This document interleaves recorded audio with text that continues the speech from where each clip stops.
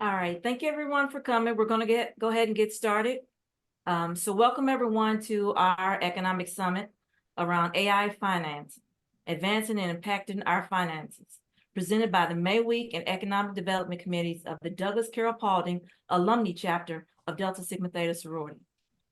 Delta Sigma Theta Sorority is an organization committed to public service and bringing important programs and engagements to the communities we serve. Economic development is one of those 5 programmatic thrusts which focuses on elevating our community with financial knowledge and empowerment. With that said, we want you to listen, engage, and learn about these important topics and these presenters that are going to bring us here in the next few minutes. They include Talisha Bates, Tamisha Walker, and Tashana Thompson. But first, let's start with our agenda. We'll have a welcome. We'll introduce our president, Dr. Elaine Thurman. We'll have our speaker introductions for Tamisha Walker and Talisha Bates. We'll start with our session 1, financial decisions that impact our daily lives, families, and communities. Next, we'll have a speaker introduction for Tashana Thompson. She will have us with section 2, AI, finances, and business. We'll have our panel discussion, AI and how it impacts our financing, along with a Q&A session, and we'll close out.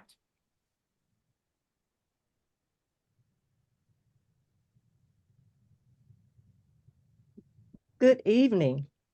I am Dr. Elaine Thurman, President of the Douglas-Carroll-Paulding County's Alumni Chapter of Delta Sigma Theta Sorority Incorporated. I want to take this opportunity to thank you for coming out tonight to be with us. We are a membership of over 370 hardworking, dedicated, college-educated women committed to service, scholarship, sisterhood, and social action. For over 17 years, we proudly hosted innovative and impactful programs implementing our sorority's 5-point programmatic thrust, which consists of economic development, educational development, international awareness and involvement, physical and mental health, and political awareness and involvement. Thank you for joining us for our May Week, which is a national program of Delta Sigma Theta Sorority Incorporated that was created at our Delta Second National Convention in 1920. May Week is a week in May that is set aside each year for programs highlighting academic and professional achievements and events which emphasize the importance of higher education in the community, especially for Black women. Activities are created through the sorority's 5-point programmatic thrust, which was established in 1955. On Monday night, we shared with you AI in education. And tonight, you are in for a treat as you gain additional knowledge on AI and finance. So sit back, relax, and get ready to take some notes. Thank you.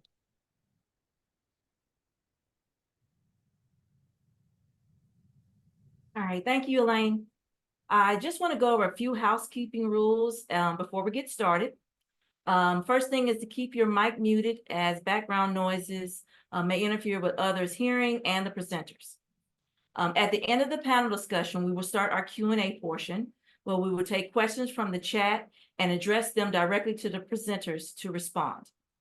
After the chat questions are answered, we will open up the floor to take questions from our guests. Please use your raise your hand feature and wait for a soror to acknowledge you. You can then unmute your mic and ask your question to the presenters. Please, please, please respect each presenter while listening to their presentation on each topic, as they have graciously taken their time out of their busy schedule to educate us and enlighten us. With that said, let's get started with our first presenters. All right, our first presenter is Tamisha Walker.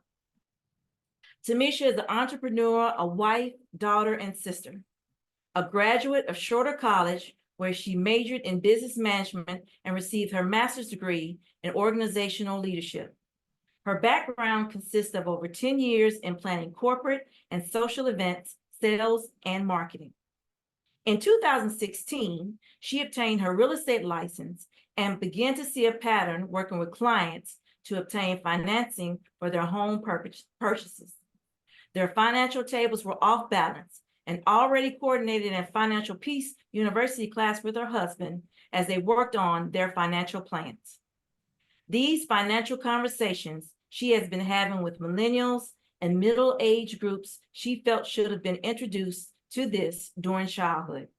This has become a drive for her to improve financial literacy and talents so we can begin to live instead of existing in what motivates her every day. She acknowledges the importance of being in a relationship with God. She sees a firm believer that we have a responsibility as servants of Christ to be kingdom-minded in every aspect of life. Welcome, Tamisha L. Walker. Good evening. Go ahead, Tamisha. I was just saying good evening. I know you're getting ready to bring up talk about Talisha, so go ahead. All right, our next presenter in tandem is Talisha Bates. A mother of three and wife to a wonderful husband, Talisha enjoys coaching and motivational speaking as her journey continues. As a leader and a singer, she received the Choral Hope and Military Scholarship on her way to Clark Atlanta University.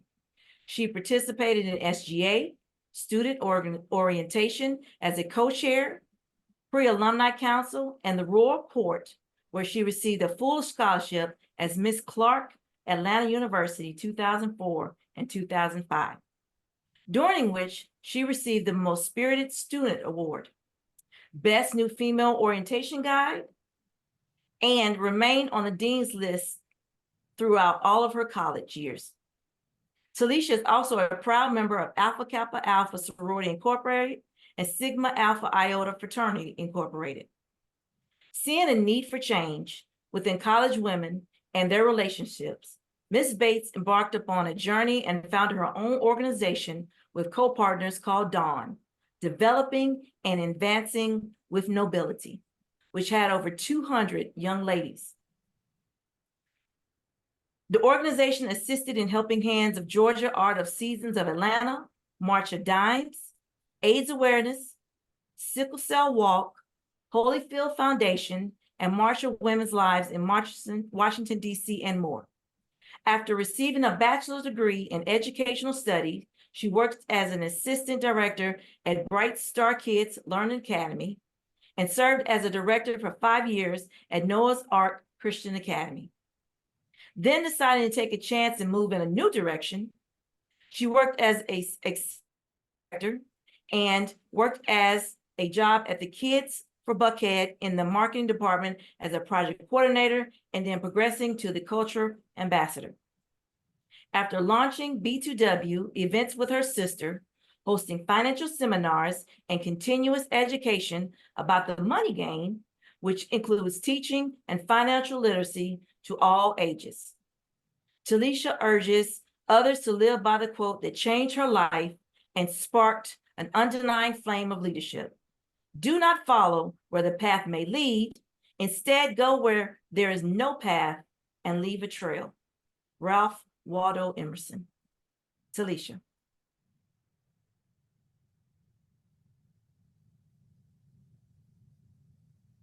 Great evening, everyone. We are super excited to be here and so honored tonight. I'm looking like, wait a minute, I need to cut all that down. We don't even need to hear all of that. Y'all know why? Because tonight we are here to really learn some great financial facts to enhance our lives by education. And so we're going to start. I know y'all can tell we're sisters, but we're not your average. We are going to have fun tonight, y'all, for the little bit of time we have real quick. That is my big sister. I'm just the bossy little sister, okay, y'all? And so we're going to let my sisters start, and then we're going to dive into some principles. And y'all, I hope wherever you are, this really was important to us as we've seen our families not really getting the education that they need, no matter where we live. Yes, I love CAU. I love the AUC. But guess what's not in our schools? A true, detailed, thank you, Demetria, financial education that we need to truly understand and win in the money game. So, sister, take it away and lead the way. I'm always following you anyway. Awesome, awesome. You saw I was so excited and ready to get started. I was just gonna jump right in. But we deal with money every single day, y'all. And we see it, what's going on with inflation. Um, Housing prices are through the roof. Gas is inching up every single day.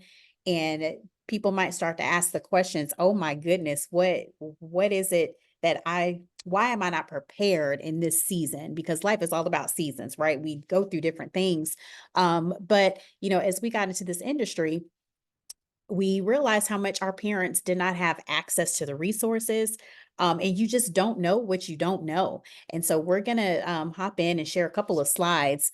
And as we're, pulling this up, we think about things like on a daily about our budget. Where should we be budgeting? How should we be budgeting? What amount should go towards, the different, housing and just things that we need on a daily basis? Where should we be investing our money? What are credit basics? And I think about all of that as we, talk about finances and the decisions that we have to make and how much that's involved in that. So if you want to go ahead and pull up our very first slide. Yep, it's not letting me share if you don't mind.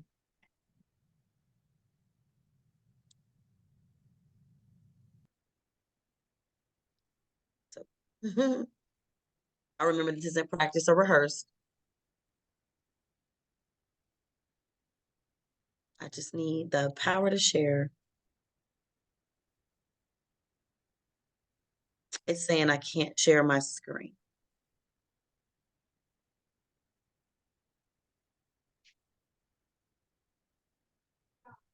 There we go. Perfect. There we go. All right.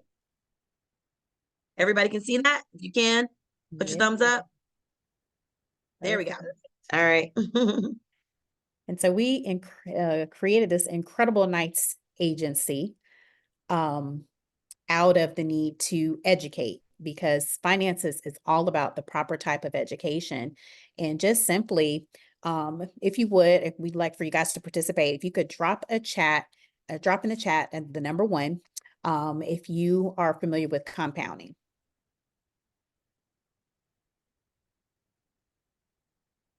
Okay. All right, awesome. I love it. I love it. I love it. And see, these are discussions that we definitely have to be having as soon as possible. If you take a look at this chart, I know, raise your hand if you would like to be a millionaire, right? I know I would like to be a millionaire. And just simply, had our parents had this information, this knowledge, starting out when you were born, let's say as soon as you got your birth certificate, right? They could have put in place, just put $1,000 aside. We're not even talking about a whole lot of money, and didn't touch it, didn't add a single penny to it. By the time you get to age 66, you would have well over $2 million. When I saw this, my mind was blown, and I didn't see this until I was in my mid-30s. And so to know that this information is out here, we felt like we had to be vocal in making sure that we shared that. And this is an account that's averaging at least 12%. And I know, just the banking institution these days, that's not something that we're seeing. And so being able to talk to somebody who can give you access to, rates that are higher than just what, the average financial institutions are offering. So this was major. This is definitely something that would be impactful to a family, to an entire community, right? What's the next one? Another example is, looking at savings. If you could have, at the age of 10, put aside 66 cents, right, on a daily basis, that's $20 a month, right? The same effect, that compounding interest, you would have, savings of $240, right? And just think if you continue to do that year after year after year, you can see this person, down here at the age of 55, just starting out, that daily savings that they would need to put away is $156.12. So obviously, as you get older, you kind of lose some time on being able to compound your money. But again, something that's very impactful to know that it doesn't take a whole lot to get started with making sure that you're saving appropriately. It just takes somebody sitting down with you, who's licensed for one, and is giving you, the true facts on exactly how to change your family tree. Another, way to talk about this is the rule of 72. I don't know if any of you are familiar with the rule of 72, but this basically tells us how many doubling periods you have in your lifetime, right? So the best way I like to explain this is typically the average rate of return on a savings account at a bank is usually less than 1%. I'm even talking, a credit union, right? And so what this says, if you take that interest rate, divide it into 72, that tells you how long it's going to take for your money to double. So let's say Wells Fargo was giving you, a rate of return of 1%. You divide that one into 72, that means it's going to take 72 years for your money to double. So if you had $1,000 in that account, it would take 72 years to see that money double one time to be $2,000. Now, how many times are you going to turn 72 in your lifetime? Maybe a good one, right? We thank God for that. We want to see, us be, 100 and something years old, but it's just not possible when you don't have the proper education and access to the right resources to make sure that those financial decisions you're making are really going to help your family, your community make leaps and bounds so that we can pass down generational wealth and stop starting over, every single time from year to year. I thank you so much, Tamisha, for sharing that. And so I hope you all are really like, get a screenshot of this. We should have gotten this in high school, no later than college.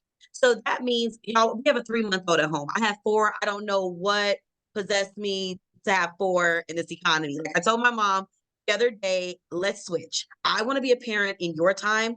You can be a parent in mine. All right. Because inflation is crazy, right? And so if you look at this rule of 72, I think about Jordan. Jordan is 3 months. She turned 3 months Saturday. And like Tamisha said, so the banks are here, but they're there for transactions. We get confused and we go there and we're seeking advice and we're seeking for them to help us build wealth. Don't get me wrong. I don't want to knock anyone that works at the bank, but I know you know the secret. The bank doesn't want you to know this rule. See, watch this. Most of your retirement will perform at a rate from 3 to 4%. I don't care what they tell you, it's going to average at about 3 to 4%. If you get 6% this year, it will average out at 3 to 4. So what are people doing? They're going to work, they're retiring, and what are they doing? They're going back to work. Do I look like I want to go back to work? No. I don't want to be the grandma of, listen, I have 4. I know I'm gonna have a lot of grandkids. I don't want to be the grandma that's broke. I don't want to be the grandma that has to borrow from my kids. So I need to know this rule because guess what? If you are not at least getting 6% on your money, you're not even beating inflation. That's scary. I need you guys to hear this tonight. We do this out of the kindness, out of the love of our heart because we want to see something different. I know we can change generational wealth, we can build it, but you have to understand this rule. So guess what? Look at 12%. So you think it would just double from 6% to 12%, but 160,000 times 2 isn't 2.5. That's what your company's getting when you leave. That's why they can sustain. That's why they can grow. Now, do you maximize on that? Yes. Do your 401ks, do your 403bs. You've got to do those things. But outside of your place of employment, what are you doing? You must have things. And I'm coming from a place of making $90,000 in Buckhead, getting laid off while I was 6 months pregnant with my 6-year-old, who's Jacob, and everything I had was on the job. Tonight, I want to help you there. You must have things outside of the job. You must own outside of the job. You can be let go at any time. And you need to take out the middleman. And the middleman is what? Our place of employment. So what happens, y'all? We want to get this stuff done. Ask yourself, do you have a financial coach? Please don't tell me social media is your coach. Please don't tell me that you're listening to people that don't have a license. Okay? A financial coach, you see, sometimes we get nervous. Oh my gosh, how much does that cost? I don't think I can afford it. There's a lot of financial coaches like ourselves who just like to sit down and make sure you get the information for free. Okay? Because it's about empowering ourselves. Do you have a financial independence number? Yes, an FIN. And again, please, I just like to see and get a little bit of interaction. Who has been given your financial independence number? Just drop a 1 in the chat. We like 1s. Ones mean at least you're there. You're on step one, at least you're there. I see one. I saw one. See, okay, there we go. About 4, 5, 6, 7, 8.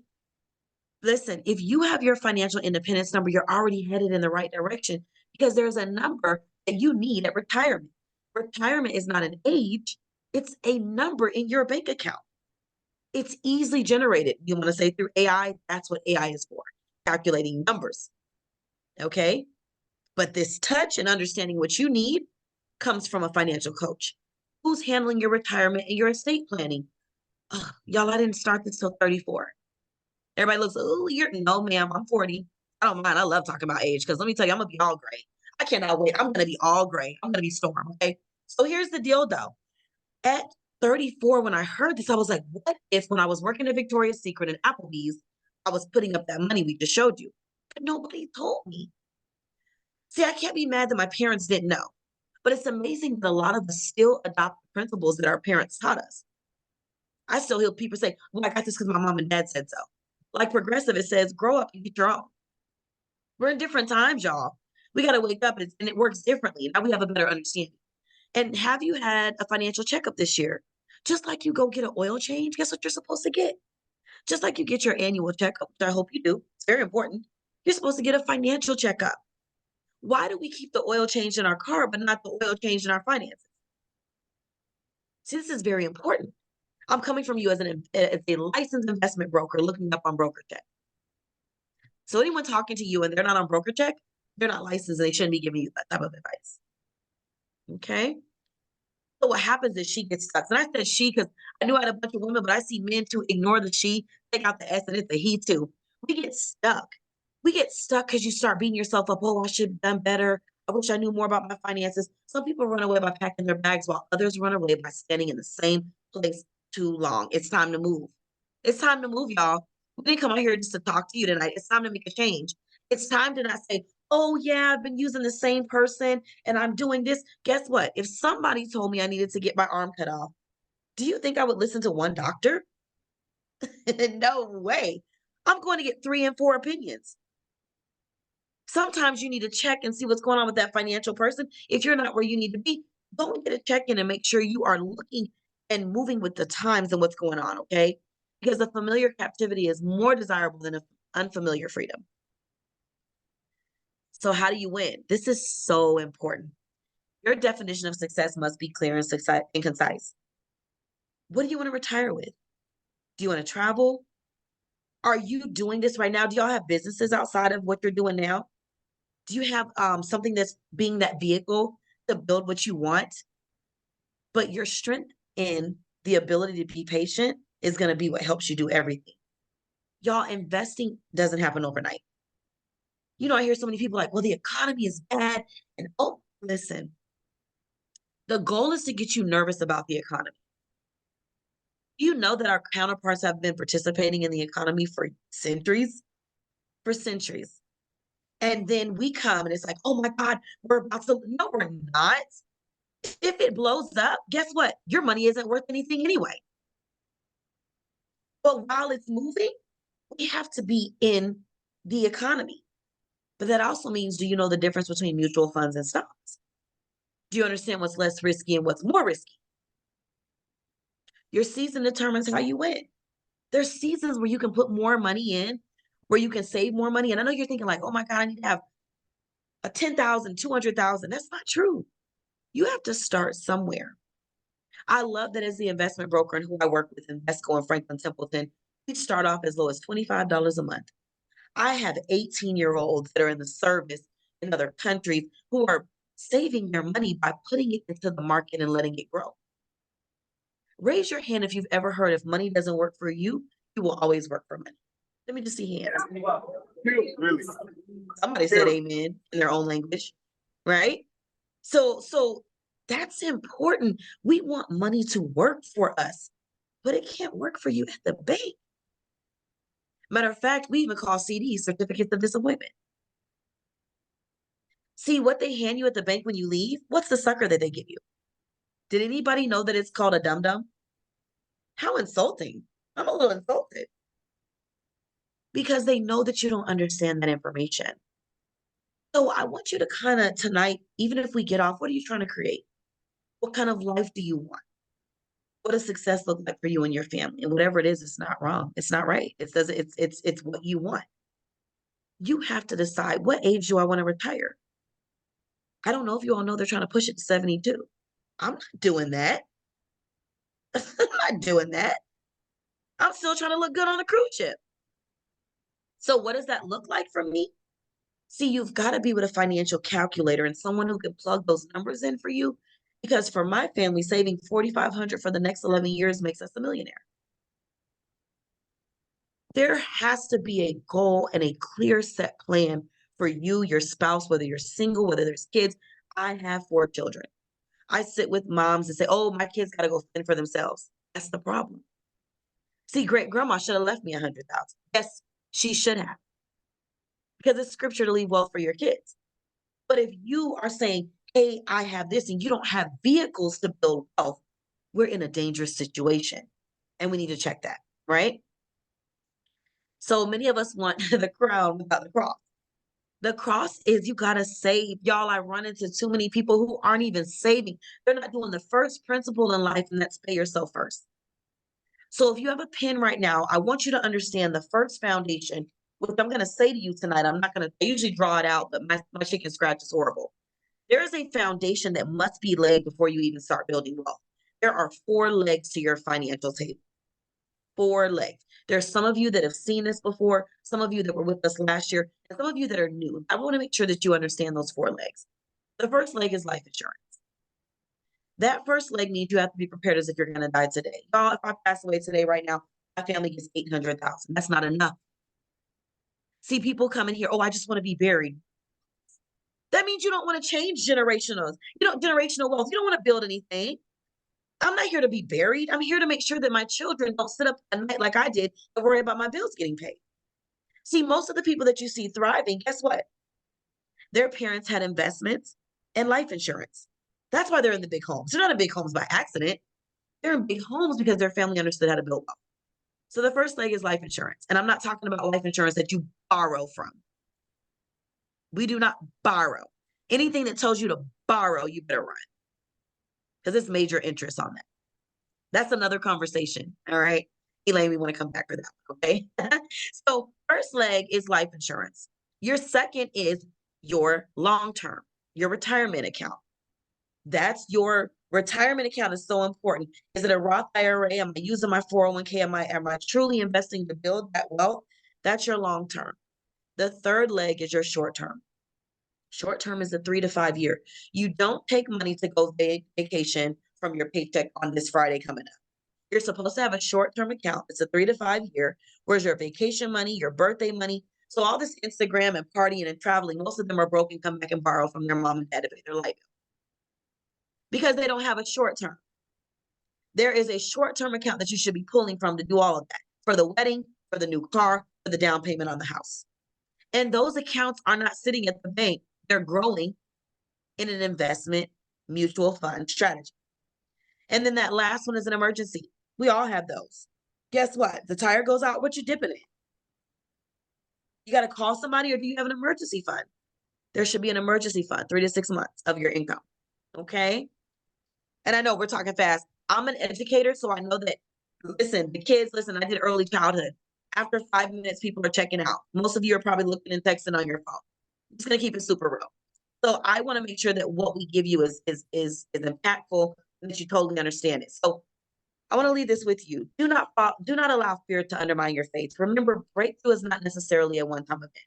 It's a process of moving forward, triumphant, and perceiving your progress, whether great or small. So that savings that you keep talking about, you've got to understand if you put it in the bank, guess what it's going to be called? A put and take account. I did it, y'all. I'm guilty. I'm raising my hand too. A put and take account, meaning I'm going to save $100 this week, but guess what? Next week, I really need to get my hair done. Let me pull out 75 out of that account. A put and take account never grows because you're constantly taking out of it. We've got to put that money somewhere where you still have access and you can get it, but you should not be able to access it so easily. What I mean by that is when you invest in a mutual fund, it takes 48 hours to redeem. every emergency you've had, if you wait 24 hours, it's no longer an emergency usually. Usually you can wait. Usually you can figure something out, right? And I know I'm talking, I'm not asking questions, but I just want to make sure that I got to this information and that each of you understood and got a full idea of what we're saying. So what I'm going to do is I'm going to stop sharing this. And I hope that that was impactful. Was it great, y'all? Let me see some energy. Like, click on a camera, throw some hands up. I hope it was good, right? But those 4 legs are important. And I hope that you have someone educating you on how those grow, how you build them, and who you use, right? Because it's important that you're getting the return that you want. See, at the bank, if I leave my money there, let's just say this. If you're getting 0.01%, imagine putting $1 under your pillow. If you go back in 20 years, what's going to be under your pillow? $1. That's how it works. So you have to have somebody. And again, I'm going to continue to get at social media. The reason why is because when I get on there, I see people and they're just talking.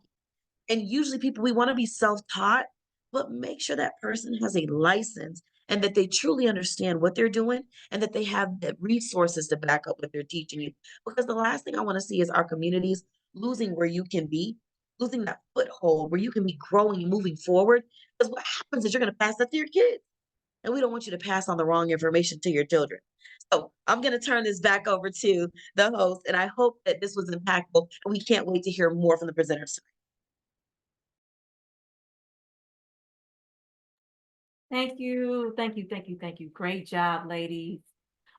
So all of our guests who are in, if you want to put some questions in the chat for either one of our presenters, please do that. We have monitors that are looking at the chat, and then we'll take those questions at the end once we get through with the panel discussion. So please put your questions in the chat for us to grab along the way. Okay. All right. So next on the docket, we have our last presenter. We have Dr. Tashana Thompson. She is a distinguished marketing and visibility strategist with over 20 years of experience.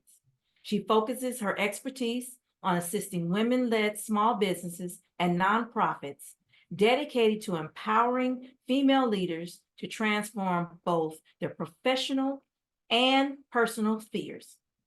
Dr. Thompson holds a bachelor's degree in business administration, an MBA with dual specializations in marketing and human resources, and an honorary PhD in business and Christian leadership. Her profound knowledge and practical approach enabled her to equip women-led organizations with strategic tools and insights essential for enhancing their influence and actualizing their visionary goals. Dr. Thompson is well acquainted with the challenge of striving for excellence without substantial support, having navigated these hurdles herself. Driven by a passion for transformative visibility, Dr. Thompson founded Beyond Business Solutions 17 years ago. Let's welcome Dr. Thompson to speak to us. Hello, ladies and gentlemen. I'm so excited to be with you. Thank you so much for having me. I have some big shoes to fill following Tamisha and Talisha. What a wonderful presentation. I am going to zoom through my presentation because I want to have a conversation with these ladies, and I am not used to talking to myself. So I want to hear from you and engage with you. So I want to first call out the fear, right? Especially in our communities when it comes to AI in general. Like, put a 1 in the chat. I'll follow Talisha's lead. Put a 1 in the chat. First of all, if you own a small business, we'll start there. How many of you own a small business? Beautiful, beautiful. Love to see it. Love to see it. Awesome, awesome. Yay. A lot of small business owners. How many of you can relate to the statement, when AI first hit the ground, I was terrified? Were you scared? Were there any fears that came up with regard to AI? No? Put a 1 in the chat if you were afraid. Because I will be quite honest and say that as a marketer, having been a marketer for over 20 years, I was scared. Like, is this new tool gonna come and take my job? And that's really the economic impact that we're talking about in this discussion, right? Um, how are we going to sustain ourselves and leverage AI from a practical approach versus being fearful of it? And I saw someone said it's a lot still afraid and more cautious than scared. There are some things. So let's call out the fear first, right? And then we'll get to how we can utilize it and leverage it to work for us in small businesses. So the first thing that we think of is job displacement. Are we in an industry that is going to be impacted directly because of AI? I don't know about y'all, but I went to, was it an Arby's a few months ago? And a robot took my order over the intercom. That is terrifying. Like, there's not a person taking my order. So that's the first thing. And I think that many of us, especially in our communities, are concerned about. Do I have a job that is sustainable? Do I have a job that is going to be here in the next 5 to 10 years? And how do we create any economic stability while we're fearful of what our roles will look like in the world? How do we create this awesome vision for our lives and wealth that Talisha and Tamisha so eloquently spoke about if we're concerned about how am I going to even have a job? Is what I do, what I received my degree in, what I have built my business upon, the service that I'm providing, is it even going to be needed? That's a real concern. All right. And we're going to scare each other first and hug each other and kiss about it. And then we're going to move to the positive. Okay. But I want to call it out because I know a lot of these things are taboo, especially in our communities. And we're scared. It's the devil. It's coming to get us. And maybe it is you. I don't know. But we have to figure out a way to work with it. And we're going to get to that in just a second. So job displacement. We're concerned about that. We're concerned about the complexity of the technology. Even if I don't believe it's the devil and all of these other things, do I know how to use it? Right? Do I know how to use it in my particular business to help me, to benefit me? And how quickly can I use it? How quickly can I get team members to buy in to using it? How do I choose the right platforms? How do I leverage it? Put a 1 in the chat if you're leveraging technology and AI technology in any way in your business right now. If you're a business owner that's leveraging AI. Awesome. Awesome. A few. Okay. Awesome. So that's the thing. Like so many people are concerned about whether or not they even understand the systems well enough to use them. And they're also concerned about the high costs that could be associated with receiving trainings or having someone to come in and set up and implement AI technology in the onset. Those are, real concerns from a small business perspective. And I'll be honest, and those are concerns that I have. As a brander and a marketer, you can go to ChatGPT and it'll write you a real nice social media post, right? It'll write you a real nice whatever. So what I discovered and really early on, and I was an early adopter, was that my small business was either going to get on board or get left behind. And we have to decide that in our own lives, are we going to leverage the technology for what it is, or are we going to be in a situation where we can't compete in the marketplace because we are not leveraging the tools? And one of the things that AI does for us is it really levels the playing field in terms of cost reduction in our businesses. It's far cheaper and far less, and a lot of time savings for me and my team if I can teach my DMS professionals how to leverage AI and some of the copywriting tools rather than hiring, having 3 different copywriters on team. Think about that cost. And I can then pass that cost on to clients, whereas before copywriter sitting there writing every word, coming up with every thought, doing every piece of research. And that really has an economic impact. I'm saving thousands, tens of thousands of dollars in my business because I'm leveraging these tools now rather than being afraid of them. Another benefit is the improved financial analysis. So there's tools to the point that you can pop in and you can see what do I need in terms of budgeting for a new team. You can pop these different numbers in and have some awesome forecasting and budget adjustments. And while researching for this, I found that there's so much more financing and capital available to small businesses due to the shift in AI. Things that we didn't have access to before, we now have access to. Automation and financial operations. We need, as small business owners, and I'm talking businesses anywhere between, $50,000 and $5 million. We need to have those spaces where we can really automate processes and implement systems, and AI helps us to do that.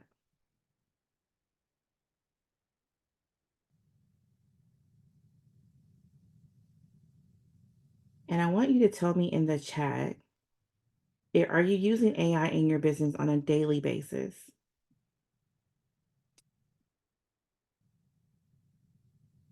So put a 1 if you're using it on a daily basis. And then I also want to hear, what AI tools are you using? Because there's so many, right? We automatically think of ChatGPT, but there's 100. What AI tools are you using? Put in the chat. Share with me. I love seeing all the new platforms. Even in our video team and within my business, there are tools that you can put a video in and it will break that thing down into reels for you real nice. And that could take somebody hours of time stamping. And so it's really to our benefit to explore, to be curious rather than fearful when it comes to using these tools within our businesses, because it has a direct, as we mentioned, financial impact on our organizations. I really want to hear from y'all. I hate talking to a wall. So I'm ready to move on to the to the open forum and get some questions whenever you are, because I want to hear voices. I'm an only child. Don't make me talk to myself no longer. I've done it for years. All right, Take me out the cubby hole. All right, so thank you. Thank you for coming to us with that information. So like she said, let's move on to do our panel discussion. And Sora Demetria is going to take us through that.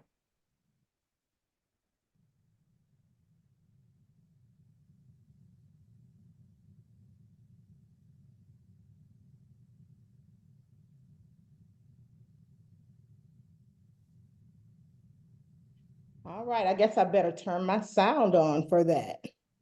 What is your take on how financial institutions will impact how we manage money in the future? I think it's what is your take on how AI in financial institutions will impact how we manage money in the future? And I guess we'll go to Miss Walker first. Big sis, let's go, because I'm a bossy little sister too.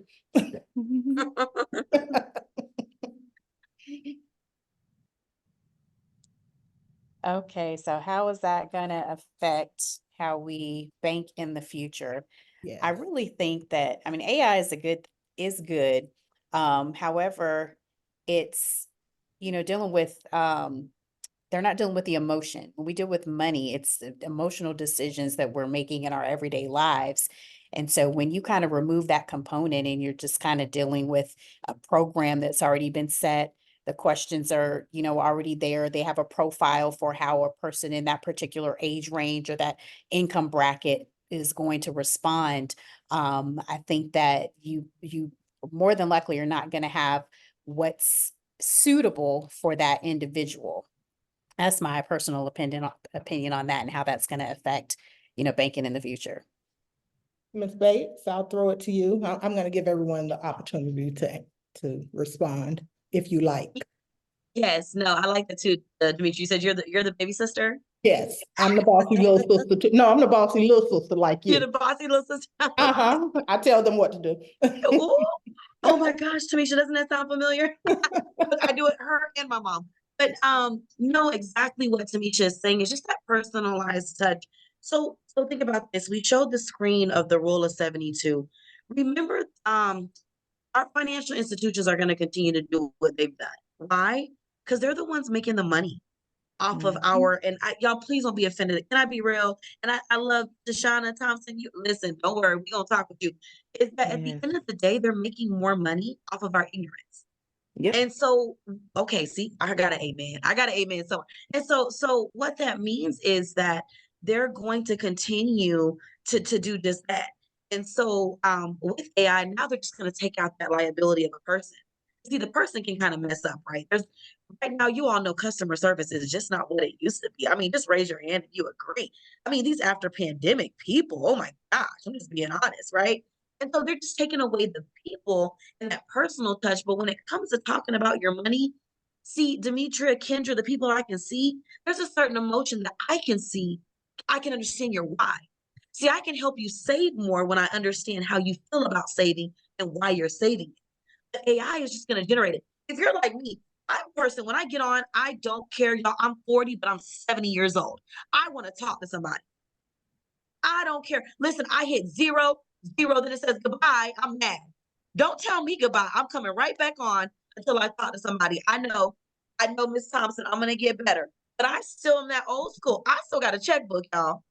Okay, don't rush me. But what I'm saying is it's just you kind of lose that personal touch. And so the institutions are gonna just continue to be more wealthy and take out that personal touch that you need to achieve the goals that are suitable for you. Do we have to embrace it? Yes. Do we need to embrace it? Yes. And are there certain aspects they can help us with? And I'll answer that a little bit later on. But as far as the financial institutions, they're going to continue to operate and give you the same information to continue to make the profits that they want to make off of you and your family. I totally agree. I consider myself to be a relationship marketer. I'm sorry, you didn't even go to me, but you can see what only children do. We just start talking.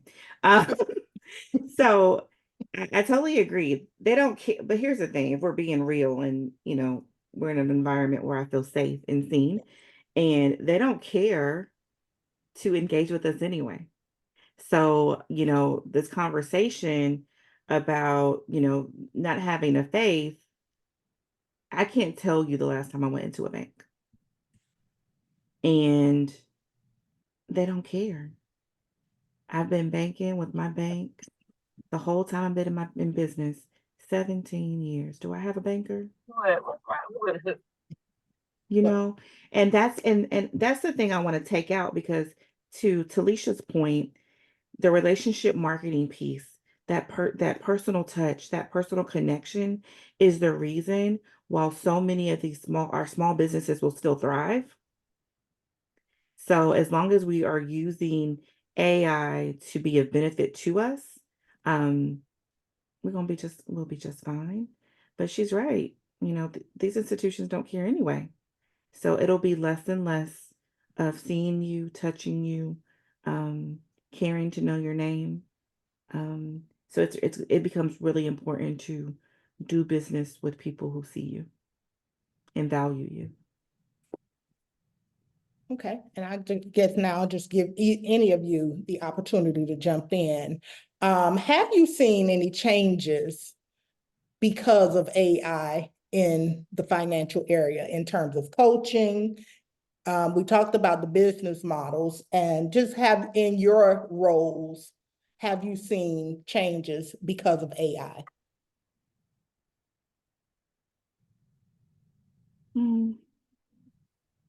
Not directly in how I do business, but I'm sure the ladies have.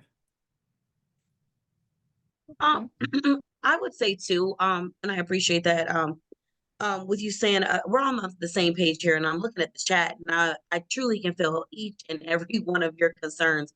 And so when I took my my life insurance test, let's say when I decided to be a life insurance agent, we have to realize that the programmers are the correct answers are going to be biased by the programmers. Does that make sense? And Mhm. so for those who are still making good money, they want the answer to be correct that's going to continue to fill their pockets. Mhm. So have I seen changes? I've seen where we have taken certain things and we're pushing it. See, AI has people, I don't know if you guys are getting all this investment. Come over here, jump over here, move here.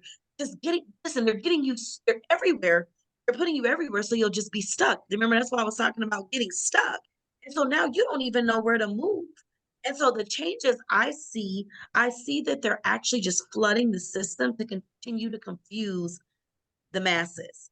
That would be the change that I say. Um, um, the fact that it's here, y'all, I get it. You know, we've been moving through time. Think about it. My children just got me to go on an iPhone. I don't even get it started. I know y'all like, okay, I've been Android all of my life, and now they're like, Mom, it's so lame. We don't have an iPhone, you know. And the changes are that it starts to make us all do the same thing. See, I'm nervous about that because our culture's been built on individuality. Mhm. But the goal is to slowly start to cultivate us and have us thinking one way. And what if that one way isn't right? So what I'm seeing is, and again, like you said, we've got TikTok, and the reason why I get it social media is because everybody knows so much and they don't know anything.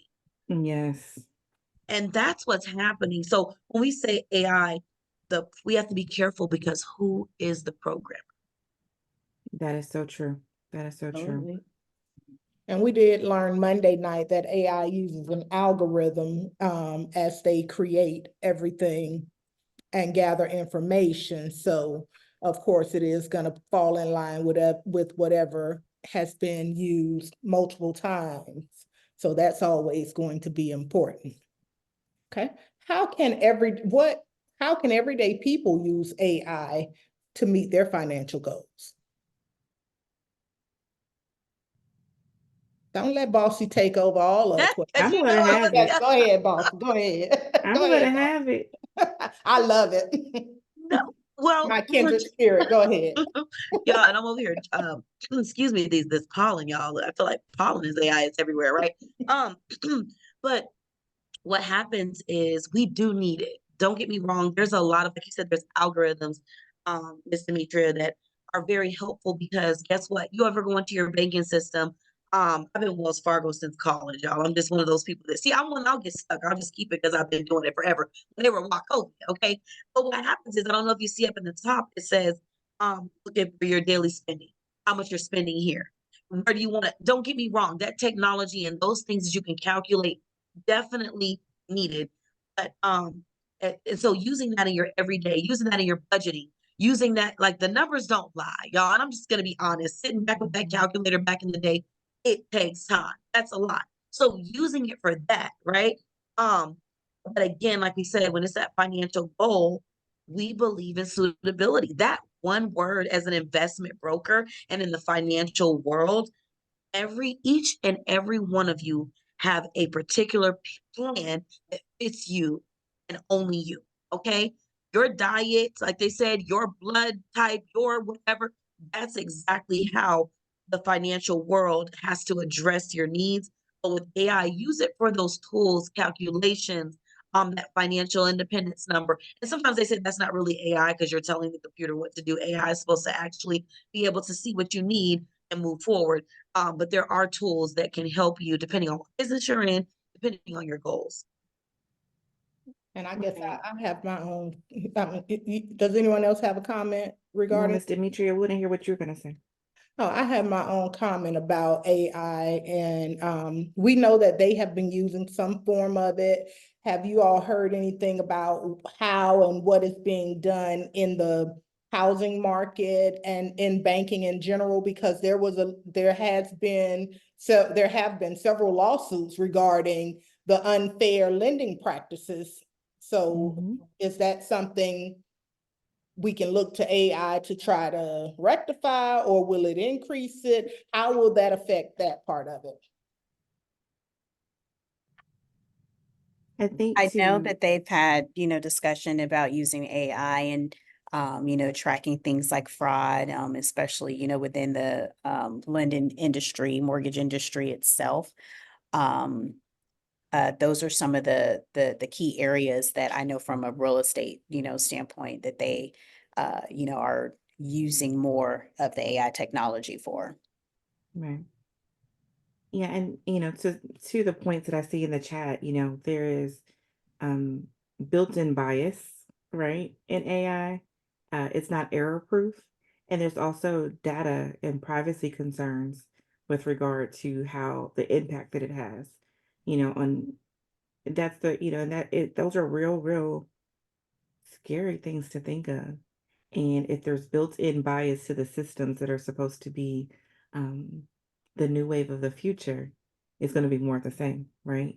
In terms of lending and all of these other things. But one of the things that AI and financial goals, apps like NerdWallet and some of these others that help you to track your net worth, debt, spending, and those types of tools. And most of this information, most of these platforms have to be prompted.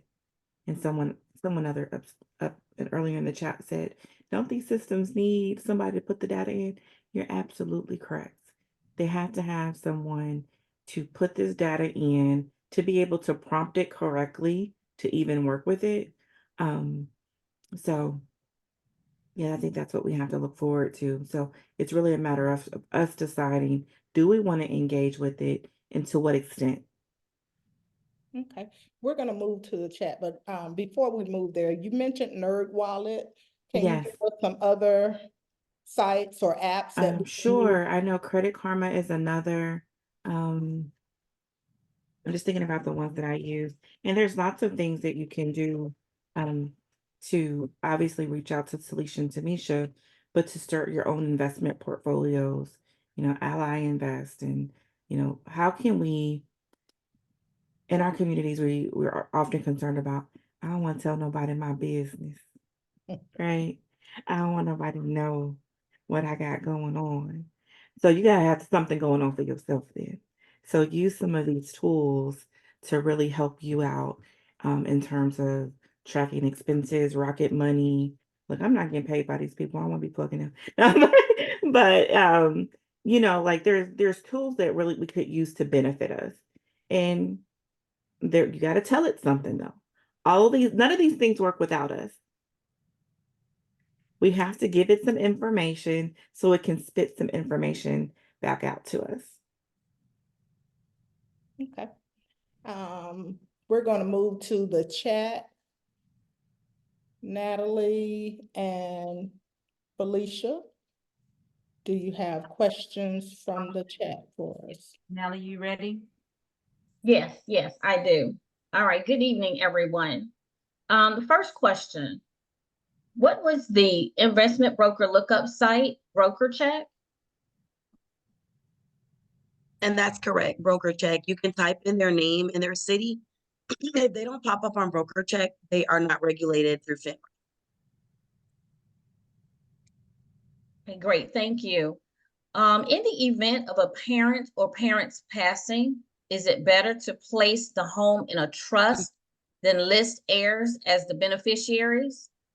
That's part A. And then part B, is there any way to bypass estate tax? Tamisha, you want to grab that one?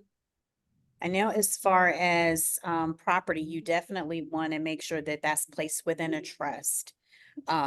Mainly because there could be multiple properties in different states, and a trust is really going to give that protection. Just leaving everything to the will, that is definitely, going through the probate process. And so the trust is going to provide more protection for that. And as far as the taxes, I always recommend that you speak with, a tax consultant regarding that, because every situation is going to be different. So I don't want to, just give you a yes or no answer for that. Great, thank you very much for that. Next question, given that the main goal is to be financially free and prepared, what are your thoughts on an LLC and using it to create wealth under your name so that it could be passed on to the next generation? So one of the first mistakes that we make, and y'all, it's just a little noisy, excuse me. But we need to have a business and a tax write-off. That's one of the first things we really miss out on. I tell people all the time, if you have a business, things will be different for you because one, that's where we miss that advantage with our counterparts. Are we writing off the maintenance on the vehicle, the home that we're using, the light that we're using? Not having that tax shelter is dangerous. So one, yes, having a business is gonna build that wealth. And then not only that, just again, you're planning your stages, the stages that you're going to use, and the person that you're of course advising you to do that. Sometimes an LLC isn't appropriate and you need a corporation. I know that some of you guys know that there's more benefits with the corporation as well. And I'm one to say that because I had an LLC and realized I needed to have a corporation. So again, that's something else to consult with your tax consultant. Agreed, agreed. You definitely need that tax shelter, and having an S corp often is a better solution than just an LLC. But I really think business ownership and real estate is our way to economic freedom and equality. And yeah, I had someone ask me yesterday, isn't owning a business so much? One of my clients. And I was like, yeah, but being broke is so much. Like being and not that there's any shame to working a 9 to 5. We got to do it. I've done it. Everyone does it. But having something that is ours and not being dependent on a check, that our whole world is going to fall apart if we don't get that check. So And to what you just said, Dr. Tashana, that's so true because of the fact that you've got to have multiple streams of income. You multiple. cannot, like you said, just be dependent on that. It takes more than one income to survive now today. So absolutely, I totally agree with that. Yes, I totally agree with that as well. Next question, in addition to investing to grow your money towards retirement, would you recommend contributing the maximum amount allowable into 401k if you started saving later in life? So I'm just going to add on that. You definitely want to maximize your in the benefits that you have on your employment. Um, the difference is that just make sure that you do have something to do outside of the job. I'm always going to talk to you about outside of the job. So and again, is it a little noisy? Just can you raise your hand if you hear a little bit of noise? Oh, see, I love this computer then. It's not bad at all. Yeah. Awesome. So write these 3 letters down: CORE, COR. C is control, O is ownership, and R is relationship. That's important. So what happens is this. If I was to go with me and Tashana and Tamisha are gonna go to a barbecue, right? We get to the barbecue, my husband calls and says, hey Talisha, you gotta come pick up Jordan, she's sick.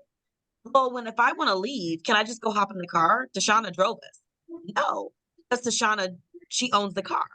So when it comes to that, the only thing I have, she has control. I don't have ownership. The only thing I share with her is the relationship we have. She can tell me what, yes or what, no. No. And so, but with her, Tashana can say, okay, I have the control. I own this. And guess what? The relationship is myself. Do I want to leave? Yeah, I want to leave. Right. That's the same thing you have to think about with your job and with the things. Do you own it? So even when it comes to the life insurance on your job, you only have a certificate of enrollment. Did you get a policy?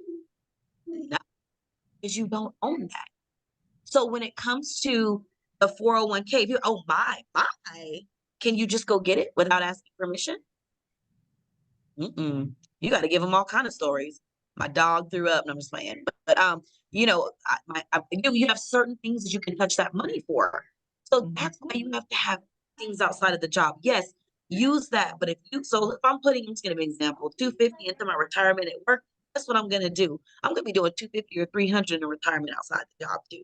Because we can get let go at any time. And if you're in Georgia, what are we? Y'all already know what that is. It's an Right. at will At state. will. You're talking good, Talisha. You're talking good. Because that's so true. Like, do we have Roth RAs, or do we have other investment accounts that we are putting money into? Do we have other insurance accounts that we are vested in? So it's so important to protect ourselves and not, have to, every emergency we have to have a GoFundMe. And like, we really are trying to create generational wealth. Like, this has been the whole topic of conversation. And how do we do that?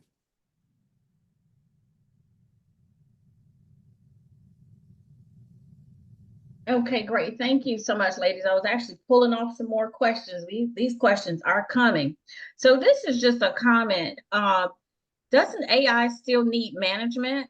As someone who worked in customer service, sometimes the computer doesn't have a constant problem as a question. By constant, I mean at least 2 to 3 times a week. I'm not sure I understand. So I guess the question is, what are your thoughts on AI still needing management? It absolutely needs management. It absolutely has to have someone. They're paying 6 figures for prompt engineers. Did y'all see that? There's roles in different companies, 6+ figures for prompt engineers. Can you write a good enough prompt to get AI to tell you the things that we need it to tell you?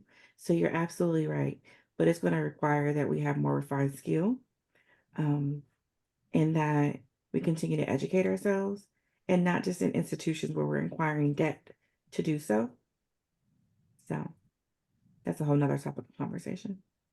So Dr. Shoshana, this is Kendra. So I agree with that. I work for a technology firm, and of course, AI is the hottest thing and one of the most grossing businesses that we have for our firm right now. And yes, you are correct. You can make 6 figures being a prompt engineer. I wanted to address the question that someone talked in chat about bites. So when AI first hit the market, so if you understand, AI did not hit the market for us big until ChatGPT came along, which was around 18 months ago.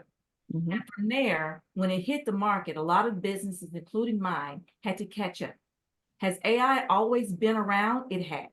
It's been, more emphasis around, analytic engineering, right? But AI has been around a very long time. You just didn't have the profile and the amount of social media and influence that our market has put on it in the past 18 months. But AI, don't get it twisted, it has been around for a very long time. It just got elevated with ChatGPT and being able to have that type of engine that allow you to create information and data.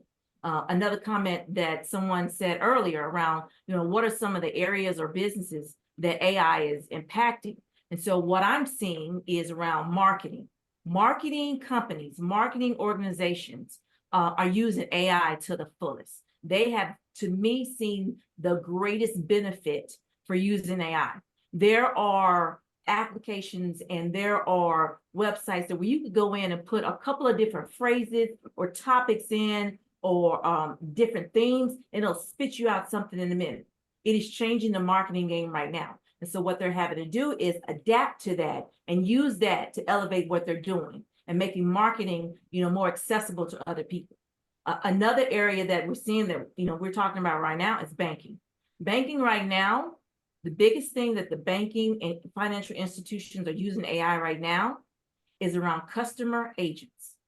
They're trying to create these agents to where when you call a bank or when you call customer service, you're going to get that AI agent or customer agent, what we're calling them, you're going to get them first. And it's going to take you a whole lot of iterations to get to a real person. And why are they doing that? They're doing that for a couple of reasons. It's some good and some bad. Good is because it's saving the customer service rep time that they spend on the phone. So what they're looking at is reducing the amount of time that you're talking to an agent, because what that does is allow those agents, real agents, to talk to more people, thus get you faster into that queue and out of that queue. That's what they're banking on, right? And another thing that they're using these customer agents for, digital agents for, is being able with AI and generative AI is to be able to create that type of environment and customer service that you're seeing. So we in my business talk about what that user experience is. And y'all talked about it as wanting to talk to someone. Well, that's changing and it's going to continue to change. I want y'all to realize that, you know, now you may get a customer service, a live person, maybe 60% of the time. It is going to change here in the next couple of years. It's going to reduce the amount of whether you get a AI customer agent or if you get a real agent. It's just the way it is. Businesses are going to use AI to help them improve on the customer service, and it does. There are certain things that AI can do that a person can't necessarily do in an amount of time. So speed to get the information to you. That's another thing that a lot of businesses are looking at. The speed to have this AI agent to get the faster response of what you need, right? So they want to make sure some of the things that they're gaining is a better customer experience. Even though we think we need to talk to someone live, sometimes you don't need to talk to someone live because that AI agent is sitting there is crunching the information and what you're feeding it faster than what that live agent can give you. So I just wanted to say a couple of things. Yes, AI, it's scary, but you're going to have to learn it and learn how to use it in increments. And what is going to be increments is what you can digest as quickly as possible. Because when I tell you guys in the next 6 to 8 months, some of the things that are coming out with some businesses around how they're doing AI is really going to shock you. So I would say to everyone, go out and search it. There are free tools. You can use ChatGPT, the older one of 3.5. You can use it for free. You can sign up and get you an account. You can create, some marketing materials. You can, these kids in school, we learned about it the other night. These kids in colleges and schools, they're learning how to use AI. So what some of the teachers are having to do is to get creative. But for you, you can be creative as well in your finances. These tools that'll help you balance your checking and all of your finances is out there. And a lot of it right now, in the last year, is becoming free to use and not having to pay for it. That's my spiel. I love it. Wonderful information. Thank you, Kim. Great, yes, thank you very much.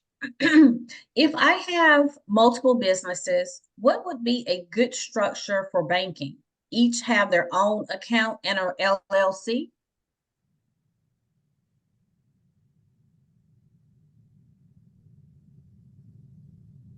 I think that, go ahead. Go ahead, Tasha. Tashana. I was going to say, I really think that's a question for your financial advisor and for your accountant to best, set you up. I don't know how much, I don't want to speak for the ladies, but I don't know how much specific individual consulting guidance we can give in this forum. Yeah. You're exactly right. That's because again, it's that suitability. You may be doing some cross business. So those are, again, that's really just sit down and get your questions answered through that financial coach or person that you're working with. Great, thank you very much. Do you recommend pulling cash off a free and clear commercial property to generate cash to purchase another building? I have tenants paying rent in that space.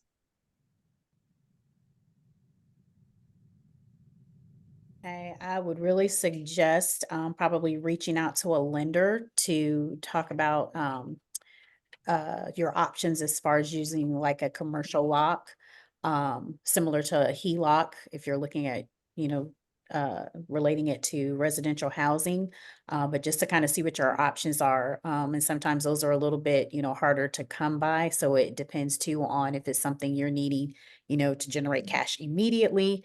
Then you might need to look at some other options.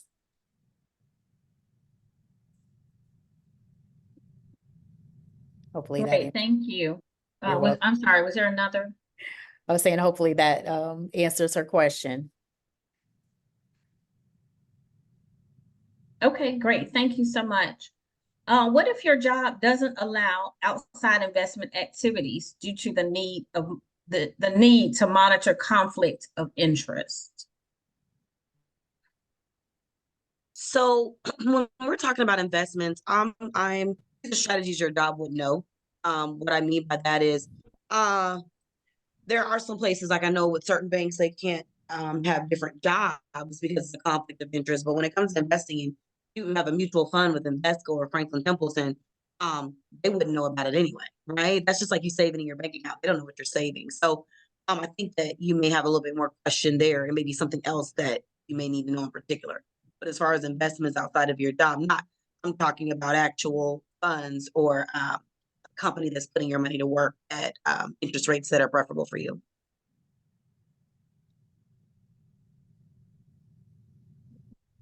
Okay, great. Thank you so much. And I think this is the final question in the chat. As a Georgia resident who owns a business held by a holding company registered in Georgia, if you registered your trust in Wyoming or Delaware, are you still bound to the tax corporation laws for Georgia? That's legal advice, so I'm going to leave that one. Absolutely. These are good Yeah. questions, y'all, but again, Yeah, the there risk are certain specific. levels. Like when it comes to taxes, you want to make sure you have a good tax consultant. When it comes to building your financial strategy, your wealth plan, that's a financial coach. And it's hard because they all kind of intertwine. It feels like it, but they are definitely separate because there are rules and regulations that they understand that they have a license for. Absolutely. Absolutely. I'm gonna jump ahead of things and add my information to the chat because I don't want to miss the opportunity to connect with you all. So please grab my information out of the chat. My email address. You can follow me on social. You can schedule a free consult if you need any branding or marketing help. But this is great questions, great information. And we'll have all of the information from the speakers. We'll send that out after around, Beautiful. their bios and their information. So everyone who are registered for coming on to the summit will get that information. So we'll make sure you get to that. All right, Natalie, do we have any more questions? If not, we'll start to wrap up. That's it. That's it that I see in the chat. Okay. I do want to add, Kendra, before you go, and I love that you're going to send that out. I just say that have a free financial checkup. Usually takes about 10 to 15 minutes at the most. Like I said, come see the doctor. We don't want to go to the dentist. Yeah, I hate it. My kids are like, no, do I have to go? Listen, there's still one place we need to go. Check out, see what you got to do, and guess what you get to say? That's not what I want. But at least get that opinion, even if you have a financial person. Sometimes we're with a financial person that may be using, like you said, Kendra, AI is making me have to change some of the stuff. I don't want to. Like I said, when I go to McDonald's, I go in there and they want me to talk to that, put my order in. No, I'm so stubborn, y'all. I stand at the desk. I'm such a little bully, but I stand at the desk because I want to talk. But you're right. I have to get on board. And I am one that moves slow to embracing those things. But one thing, like you said, our finances, go ahead, get that second checkup and make sure it makes sense. There are a lot of people that are just saying, and we repeat so easily what we hear. We have no background to it. We have no context to it, and we repeat what we hear. And those things are what keeping us from building wealth in our community. Absolutely. All righty. So and allow Demetra just to give us a closing out. But I thank everyone for joining. This has been very impactful. We've heard a lot of information. Please give these presenters a clap, show a reaction. We thank them for coming on and giving us this information and providing us, some sound things to think about, right? That checkup in, our finances, checkup in how we're managing our finances. Demetra, do you have anything you want to close out and say for us? Tamisha, Talisha, Tashawn, all these Black women do the doggone thing. It has been fabulous. We want to thank you for coming out and sharing this information with us. I have a whole list of questions that I could go on and on with, but we want to be respectful of the time of those that came out to share with us. In addition to thanking you all, as I looked at the top of the hour, we had 114 participants online. So everyone is learning and hearing that financial freedom and the financial resources are out there. And I want to thank you all for helping us share it with the people. And I want to thank the people for taking time out of their day to come out and listen to the information. And hopefully you got something out of it. And if you have any questions, any comments, you are welcome to drop them a line, drop us a line. If you can't connect, we'll make sure you're able to get the information. We're rolling in our purpose, trying to educate the community. And we just want to thank you all and hope that it was as beneficial to you as it was to me. All right, thank everyone. And have a good evening. Good Great, night. Great job. Great job. Thank you so much for Vice. having Bye, us. everyone. Great Thanks for job, hopping economic on. development. Bye-bye. And thanks to all of the Economic Development members and our May Week team. Hats off to you.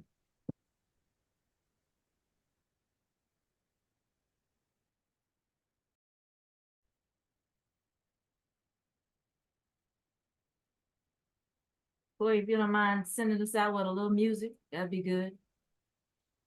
Thank you to the young men of Morehouse who joined us. Thank you so much.